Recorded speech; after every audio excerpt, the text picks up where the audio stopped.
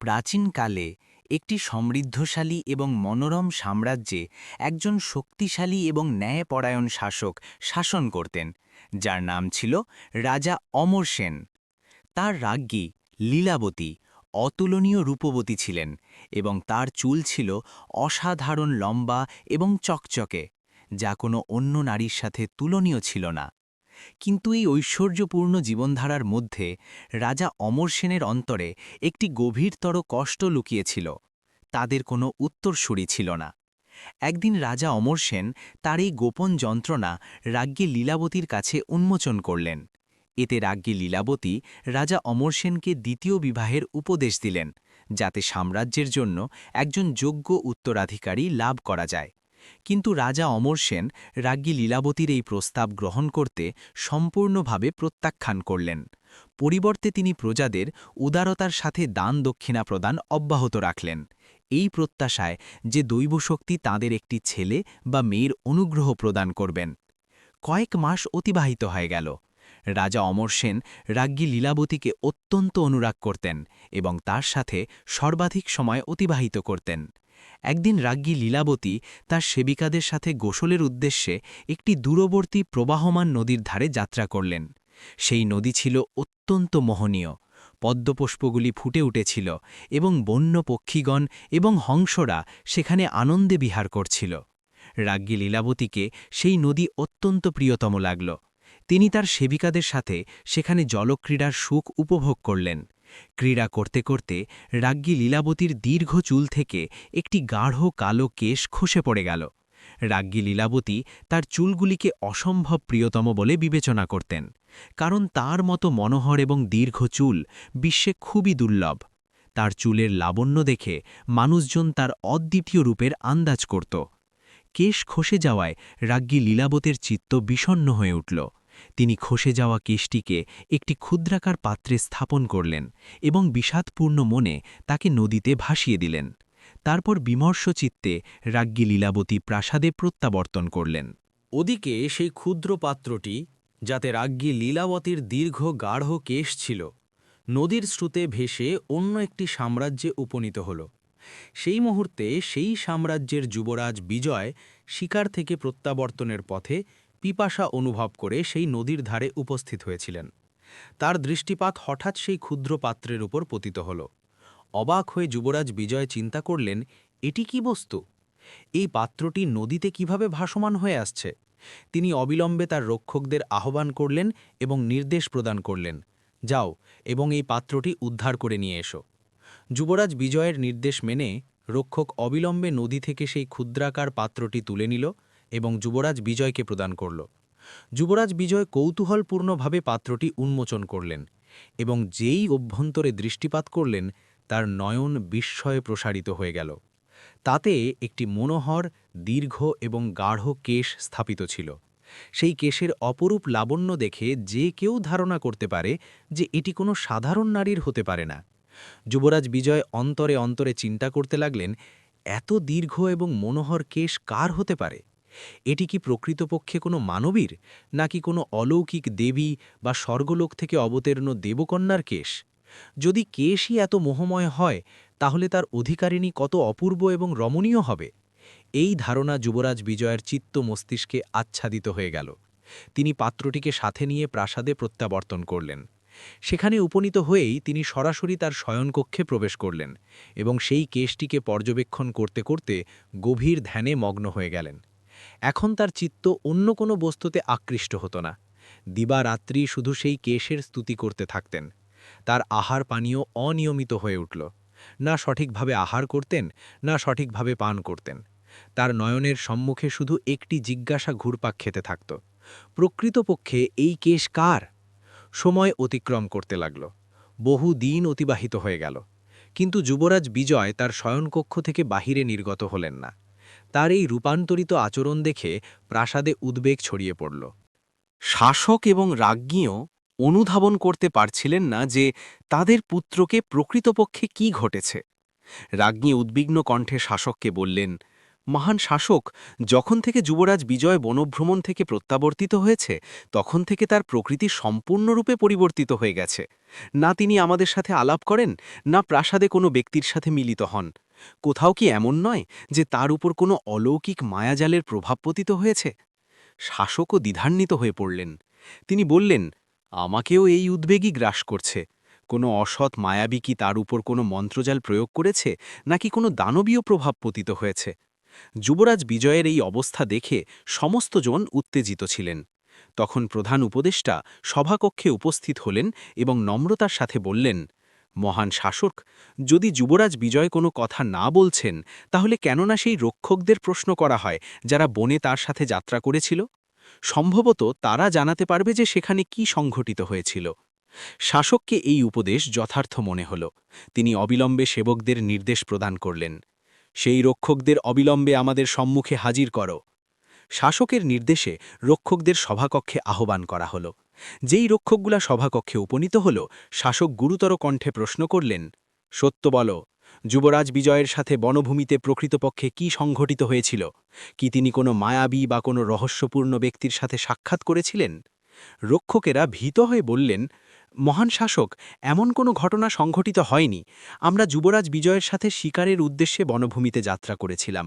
শিকার সমাপ্ত করে যখন আমরা প্রত্যাবর্তন করছিলাম, তখন অকস্মাৎ যুবরাজ বিজয়কে পিপাসা অনুভূত হল এবং তিনি নদীধারে জলপানের জন্য অবস্থান করলেন। তারা আরও উল্লেখ করলেন, যখন যুবরাজ বিজয় জলপান করছিলেন, তখন অকস্মাৎ নদীর স্রোতে একটি ক্ষুদ্র পাত্র ভাসমান হয়ে এলো। যুবরাজ বিজয় সেই পাত্রটি উদ্ধার করলেন এবং উন্মোচন করলেন। তাতে একটি দীর্ঘ এবং অত্যন্ত মনোহর গাঢ় কেশ স্থাপিত ছিল। কেশটি এত লোভনীয় ছিল যে তা দেখে যুবরাজ বিজয় মোহিত হয়ে গেলেন। সেই ক্ষণে যুবরাজ বিজয় সেই কেশের অধিকারিণীর সাথে অন্তরে অন্তরে অনুরাগ করে ফেললেন। মহান শাসক যুবরাজ বিজয় এটাও অবগত নন যে সেই কেশ কার, সেই তরুণী কে এবং কোথায় বাস করেন, কিন্তু তার চিত্তে শুধু তারই ধ্যান স্থির হয়ে গেছে। শাসক এটি শ্রবণ করে অবাক হয়ে গেলেন। তিনি অবাক হয়ে বললেন, কোনো ব্যক্তি কোনো অপরিচিত তরুণীর সাথে এভাবে কিভাবে অনুরাগ করতে পারে, যাকে তিনি কখনো দর্শন করেননি? এই বিষয়টি অনুধাবনের জন্য শাসক রাজ্ঞীকে সাথে গ্রহণ করলেন এবং তারা উভয়ে যুবরাজ বিজয়ের শয়নকক্ষে যাত্রা করলেন। যুবরাজ বিজয় তখনও গভীর ধ্যানে নিমগ্ন ছিলেন। শাসক বললেন, পুত্র, আমরা রক্ষকদের থেকে সমস্ত বিষয় শ্রবণ করেছি। এটি তুমি কি করছো? তুমি এমন এক তরুণীর সাথে অনুরাগ কিভাবে করতে পারো, যাকে তুমি দর্শন করনি? এটি কোন ধরনের আকর্ষণ? যুবরাজ বিজয় দৃঢ় কণ্ঠে উত্তর প্রদান করলেন, পিতৃদেব, আমাকে এখন কোনো বস্তুর চিন্তা নেই। আমাকে শুধু সেই তরুণী প্রয়োজন, যার কাছে এই দীর্ঘ এবং মনোহর গাঢ় কেশ রয়েছে। আমি তার সাথেই বিবাহ বন্ধনে আবদ্ধ হব। যদি তিনি না লভ্য হন, তাহলে আমি আহার পানীয় ত্যাগ করব এবং এভাবেই জীবন বিসর্জন দেব। এটি শ্রবণ করে শাসক এবং রাজ্ঞী আতঙ্কিত হয়ে উঠলেন। যুবরাজ বিজয় তাদের একমাত্র উত্তরসূরি ছিলেন। তার এভাবে মৃত্যুর কথা উচ্চারণ করা শাসকের অন্তরকে আলোড়িত করল। রাজ্ঞী উদ্বিগ্ন হয়ে বললেন, মহান শাসক, আমাদের অবিলম্বে সেই তরুণীর অনুসন্ধান করতে হবে। কোথাও যেন না ঘটে যে যুবরাজ বিজয় তার অটলতায় নিজেকে ক্ষতিগ্রস্ত করে। শাসক অবিলম্বে সিদ্ধান্ত গ্রহণ করলেন এবং রক্ষকদের নির্দেশ প্রদান করলেন, শ্রবণ করো, সমগ্র সাম্রাজ্য এবং সন্নিহিত নগরগুলিতে যাত্রা করো এবং এমন নারীর অনুসন্ধান করো যার চুল দীর্ঘ, ঘন এবং লাবণ্যময়। তাকে আমাদের সম্মুখে উপস্থাপিত করো। সেই তরুণী যুবরাজ বিজয়ের পত্নী হবে। শাসকের নির্দেশে রক্ষকরা চতুর্দিকে যাত্রা করল। এখন সমস্ত জনের দৃষ্টি এই প্রত্যাশায় নিবদ্ধ ছিল যে তারা অবিলম্বে সেই বিস্ময়কর চুলধারিণী তরুণীকে অনুসন্ধান করে আনবে। দীর্ঘ চুলধারিণী রাজ্ঞী লীলাবতীকে অনুসন্ধান করতে করতে যোদ্ধারা অবশেষে সেই সাম্রাজ্যে উপনীত হল যেখানে সেই রাজ্ঞী লীলাবতী বাস করতেন। যেই তারা সেখানকার বাসিন্দাদের প্রশ্নোত্তর শুরু করল, তারা জিজ্ঞাসা করল, এই সাম্রাজ্যে কি এমন কোনো তরুণী বিদ্যমান যার চুল দীর্ঘ, ঘন এবং গাঢ়? বাসিন্দারা অবাক হয়ে উত্তর প্রদান করল, এমন কোনো সাধারণ তরুণী তো এখানে উপস্থিত নেই, কিন্তু আমাদের মহান শাসকের এক রাজ্ঞী নিশ্চয়ই রয়েছেন যার চুল অস্বাভাবিকভাবে লাবণ্যময়, ঘন এবং দীর্ঘ। তার রূপ কোনো দেবকন্যার থেকে নিউন নয়। এটি শ্রবণ করে রক্ষকরা নির্বাক হয়ে গেল। তারা অন্তরে অন্তরে চিন্তা করতে লাগল, এ তো রাজ্ঞী। যদি তিনি রাজ্ঞী হন, তাহলে যুবরাজ বিজয় তার সাথে কিভাবে বিবাহ বন্ধনে আবদ্ধ হতে পারেন? তিনি তো পূর্ব থেকেই কোনো ব্যক্তির ধর্মপত্নী। দ্বিধায় পতিত রক্ষকরা অবিলম্বে নিজ সাম্রাজ্যে প্রত্যাবর্তন করল এবং শাসকের সম্মুখে উপস্থিত হয়ে সমস্ত ঘটনা বর্ণনা করল। শাসক গভীর নিঃশ্বাস গ্রহণ করে বললেন, পুত্র, যে কেশ তুমি দর্শন করেছিলে সেটি কোনো সাধারণ তরুণীর নয়, বরং অন্য কোনো সাম্রাজ্যের রাজ্ঞীর ছিল। তিনি পূর্ব থেকেই বিবাহিতা। এটি তোমার ভাগ্যলিপিতে নেই। এখন তোমাকে সেই রাজ্ঞীকে বিস্তৃত করতে হবে। কিন্তু এটি শ্রবণ করে যুবরাজ বিজয় ক্রোধে উন্মত্ত হয়ে উঠলেন। তিনি ক্ষোভে বললেন, আমাকে এই বিষয়ে কোনো প্রভাব পড়ে না যে তিনি কোনো ব্যক্তির যুবরাজ্ঞী নাকি রাজ্ঞী। আমি তাকে আমার অন্তর থেকে কামনা করেছি এবং আমি তার সাথেই বিবাহ বন্ধনে আবদ্ধ হব। যদি আমাকে এর জন্য যা কিছু করতে হয় তাহলে আমি পশ্চাৎপসরণ করব না। শাসক উচ্চ স্বরে বললেন, পুত্র, এটি কোন ধরনের অধর্মের কথা উচ্চারণ করছ? তুমি কোনো ব্যক্তিকে তার পতির থেকে কিভাবে অপহরণ করতে পারো? এটি অযথার্থ। যুবরাজ বিজয় তীব্র কণ্ঠে উত্তর প্রদান করলেন, এটি অযথার্থ কিভাবে হতে পারে? আমি তাকে অনুরাগ করি এবং আমি স্থির করেছি যে তাকে বিবাহ করে ছাড়ব।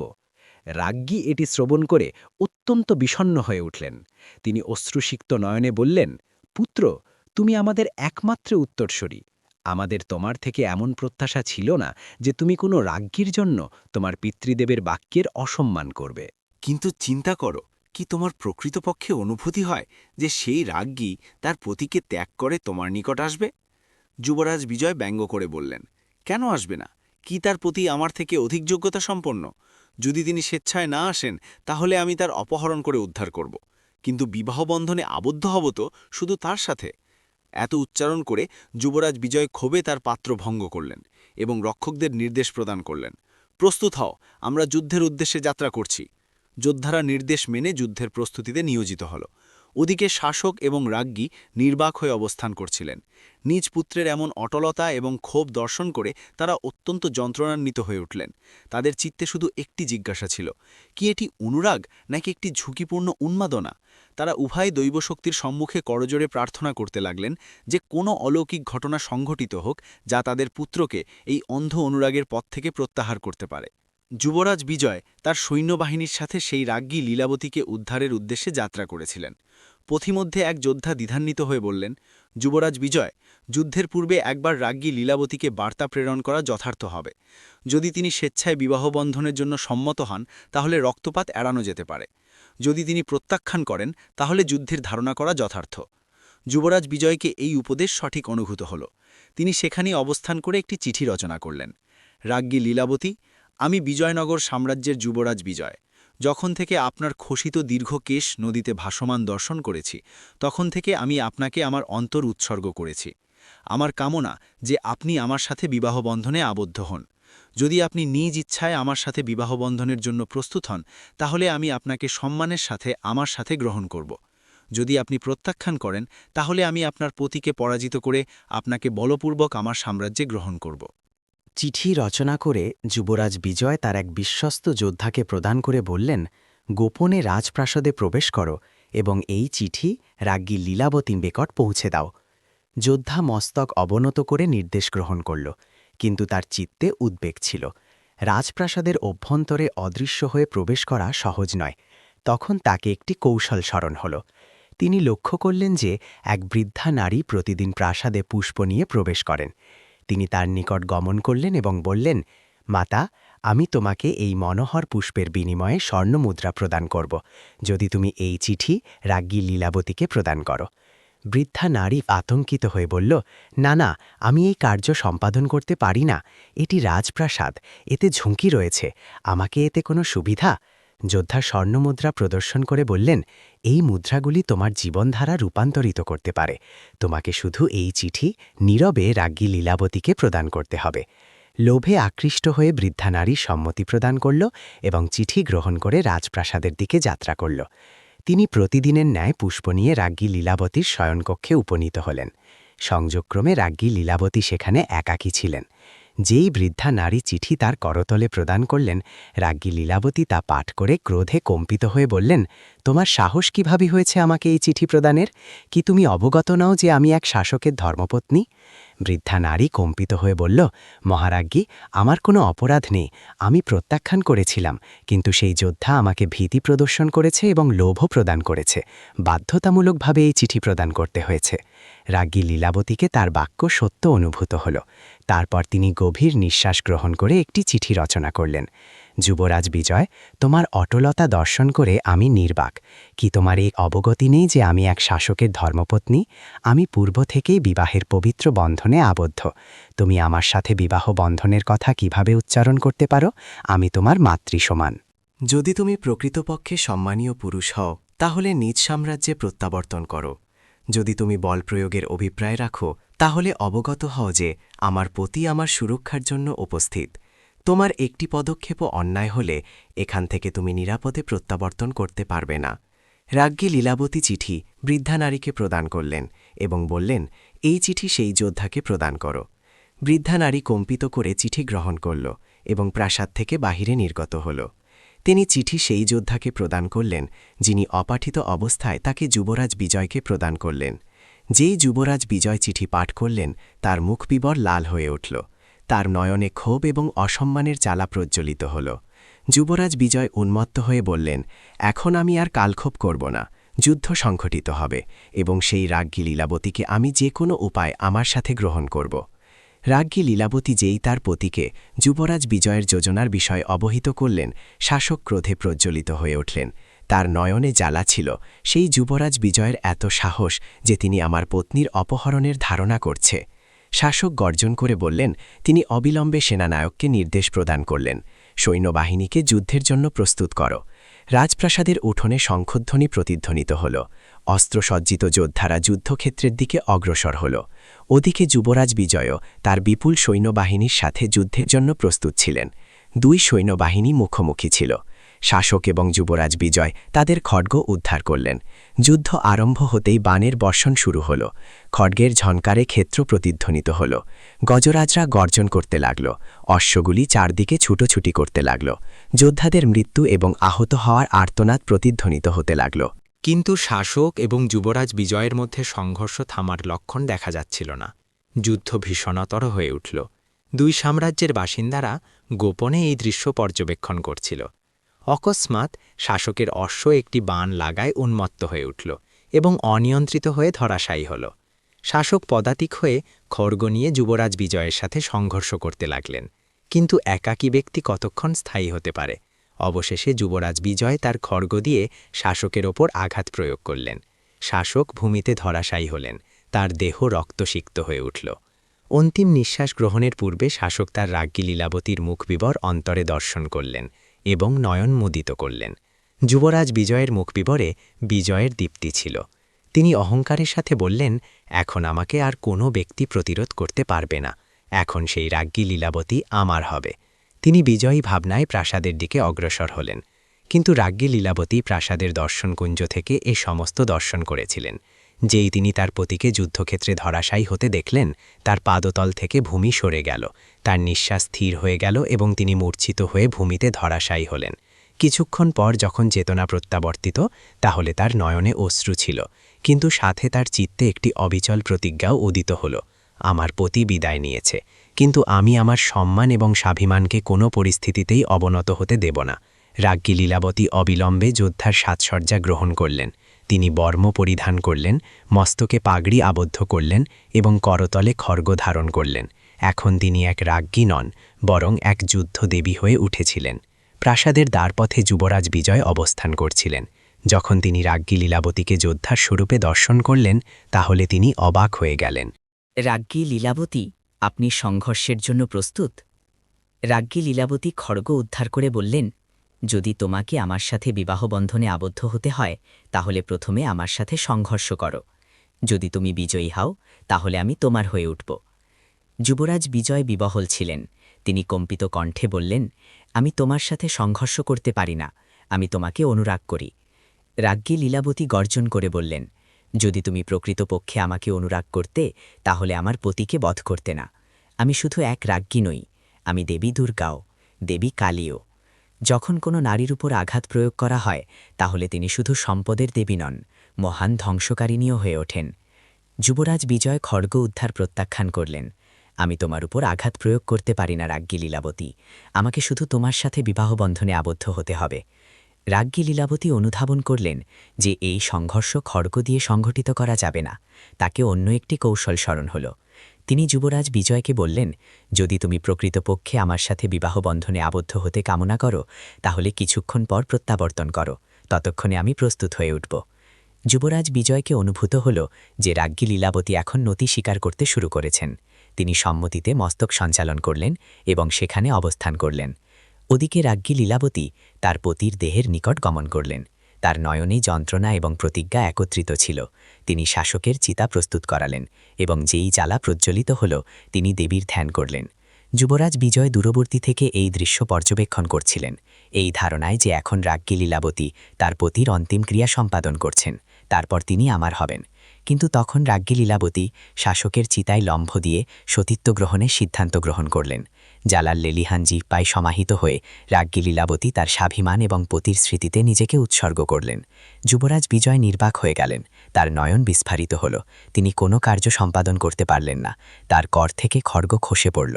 তাকে অনুভূতি হল যে অনুরাগ শুধু অধিকার প্রতিষ্ঠা করে লাভ করা যায় না।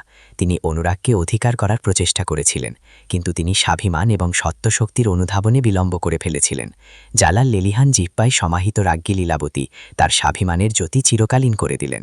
সঙ্গীরা, তোমরা আমাদের এই কাহিনী কেমন অনুভূত হলো এটি আমাদের মন্তব্য করে অবহিত করো এবং চিত্রপটটি অন্তিম পর্যন্ত দর্শনের জন্য তোমাদের অভিনন্দন। এমনই কাহিনী দর্শনের জন্য তোমরা আমাদের এই চ্যানেলটি অনুসরণ করো।